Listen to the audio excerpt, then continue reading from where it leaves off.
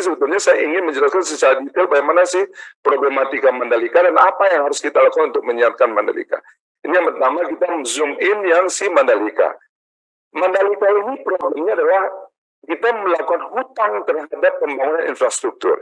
Sehingga akibatnya apa? Muncul biaya depresiasi di dalamnya, dan muncul biaya cicilan di dalamnya, dan muncul biaya maintenance di dalamnya, yang mana investasi ini tidak memberikan revenue tambahan. Karena ada di locking dengan satu ludah yang dilakukan dengan visi yang dimana seluruh aset besar kita ludah dengan pihak lain yang tidak mengenerate revenue. Jadi satu persatu kita mesti selesaikan problematikanya.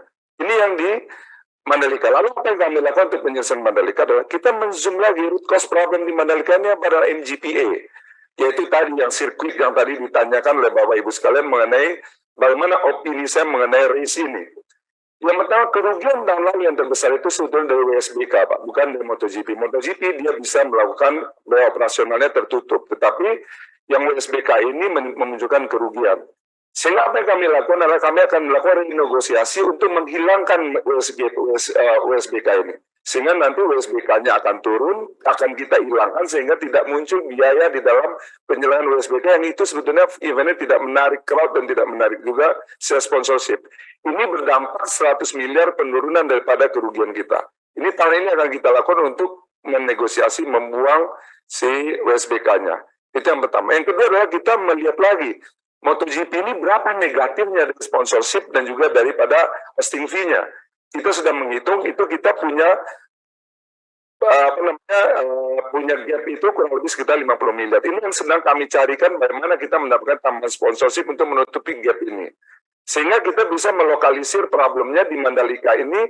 Problem pertama adalah berkaitan dengan long term liabilities-nya, yang kedua adalah berkaitan dengan MGPA-nya. MGPA-nya kurang lebih 50 miliar yang harus kami lakukan.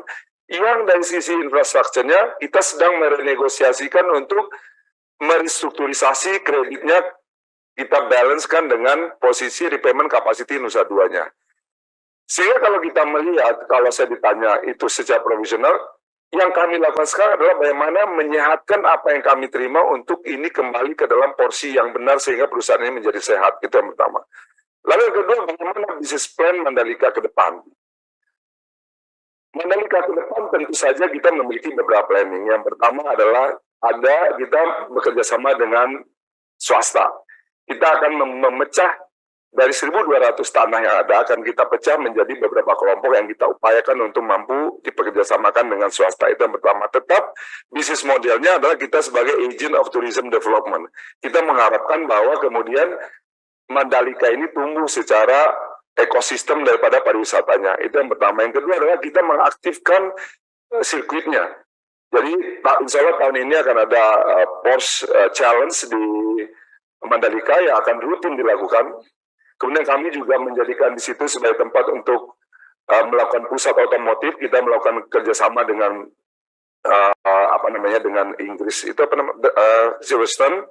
Kita akan melakukan itu menjadi kompleks itu pertama untuk menyiapkan MGPA-nya. Yang kedua adalah kita akan mengembangkan kawasan itu dengan mereview kembali mengenai pricing strateginya.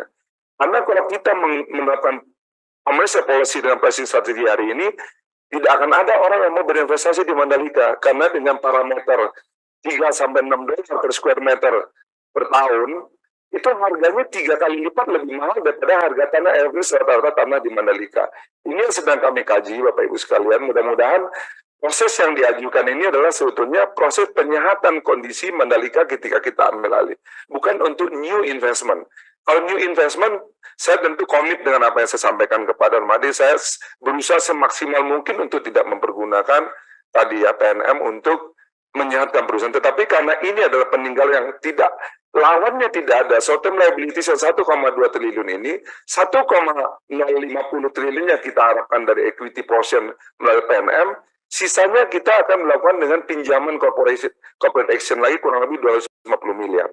Jadi ini pun sebetulnya tidak menutupi dari total short term liabilities yang dimiliki oleh Mandalika dengan 1 triliun 50 miliar.